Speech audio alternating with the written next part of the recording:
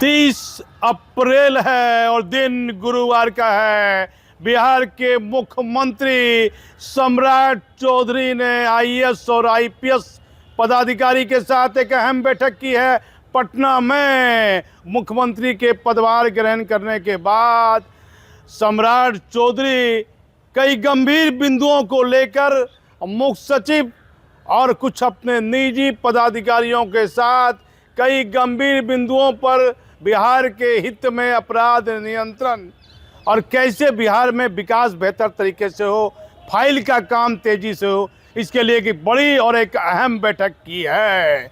लेकिन सबसे महत्वपूर्ण खबर और बीच में आ रही है। 3 आईपीएस पदाधिकारी जो बिहार से केंद्र की ओर बीमित हो गए हैं, पहले ही मैं खबर चला चुका हूँ। राठी साहब संयुक्त सचिव गृह मंत्रालय में, उसके बाद दीपक बनवाल साहब, और उसके बाद 3 आईपीएस पदाधिकारी हैं, दीपक और नवीन चंद्र झा। 3 आईपीएस पदाधिकारी अब केंद्र में अपनी सेवा अलग अलग विभाग में देंगे। और आपको एक बड़ी जानकारी हम देंगे, नए मुख्यमंत्री बनने के बाद एक बड़ी जानकारी आपको हम बताएंगे। अब पहले आपको बता देते हैं, राकेश राठी साहब गृह मंत्रालय में संयुक्त सचिव और नवीन चंद्र झा आईटीबीपी में देंगे सेवा, और दीपक बनवाल साहब सशस्त्र सीमा बल में डीआईजी के पद पर अपनी सेवा देंगे। ये 3 महत्वपूर्ण आईपीएस पदाधिकारी अब केंद्र में सेवा देंगे। सम्राट चौधरी जी, आपका इंटरव्यू हमारा चैनल निकाला है। जब आप मुख्यमंत्री नहीं थे और भागलपुर का आपका दौरा हुआ था, तो एक मैंने आपका इंटरव्यू लिया था, कई महत्वपूर्ण बातों का आपने जिक्र किया था। लेकिन एक रिटायर आईपीएस ने कहा, यदि सम्राट चौधरी बिहार के मुख्यमंत्री बन रहे हैं और बेहतर काम करना चाहते हैं, तो पहले वैसे पदाधिकारी को फील्ड से हटाएं जिनका 4 साल 5 साल कार्यकाल पूरा हो गया है और वह फील्ड में जमे हैं, जो कहीं से भी न्याय संगत नहीं माना जा रहा है। सम्राट चौधरी जी, अब ये ध्यान दीजिए, किशनगंज में एक एसडीपीओ पर कार्रवाई हुई, वह वहीं दरोगा था, इंस्पेक्टर में प्रमोशन हुआ, वहीं इंस्पेक्टर में उसकी तैनाती हुई, फिर वहीं डीएसपी में उसकी तैनाती हुई, और 17 साल तक दरोगा से लेकर वह डीएसपी तक एक ही रेंज में अलग अलग पद पर सेवा देता रहा। फिर प्रेमचंद साहब की वह पंक्तियां मैं पढ़ देता हूँ, जो भी हाल फिलहाल प्रशासनिक पदाधिकारी हो या पुलिस महकमे में हो। प्रेमचंद साहब ने नमक की दरोगा की किताब में लिखा था, न्याय और नीति ये सब लक्ष्मी के खिलौने हैं, वह जैसा चाहती है नचाती है। भ्रष्टाचार पर यदि लगाम लगाना है, अपराध पर यदि नियंत्रण करना है, सुल्तानगंज की घटना पूरे बिहार को, पूरे देश को चौंका दी है। इस मामले में सीनियर एसपी प्रमोद यादव, जो लगातार 3 दिनों से जगकर अपराधियों के खिलाफ खुद मुहिम में जुड़े रहे, अब बड़ी बेहतर कार्रवाई की गई। एक अपराधी इनकाउंटर में मारा भी गया। दिन रात एक किए हुए हैं, नींद हराम है। Bhagalpur DM, Bhagalpur SSP, Bhagalpur IG के द्वारा इस मामले में बेहतर कार्रवाई की गई है। लेकिन जिस पदाधिकारी की वहां तैनाती थी, एक सवाल उठ रहा है, कुछ लोग प्रशासनिक पदाधिकारी उठा रहे हैं कि जिस पदाधिकारी की तैनाती कहाँ थी, केलगांव में थी, या प्रतिनियुक्ति के आधार पर उनको सुल्तानगंज तैनाती की गई, किसके आदेश पर की गई? सरकार के जिम्मेदार पदाधिकारी ध्यान दे। जिस पदाधिकारी जो बड़ा साहस का परिचय दिए और अपराधी से उलझ गए, आम आदमी भाग रहा है, बॉडी फिल्टर आदमी उस मीटिंग में बैठा हुआ है, वो भाग रहा है, लेकिन उस पदाधिकारी की दाद देनी होगी।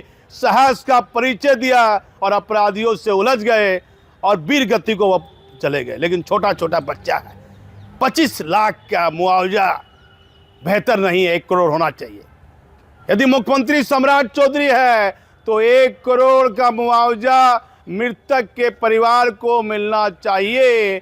वह सरकारी पदाधिकारी थे और किन परिस्थितियों में ये हत्या हुई है, क्या भ्रष्टाचार से जुड़ा मामला है, वहाँ क्या ऐसा हो रहा था कि उस चर्चित अपराधी को सरकारी कार्यालय में घुसकर गोली चलानी पड़ी।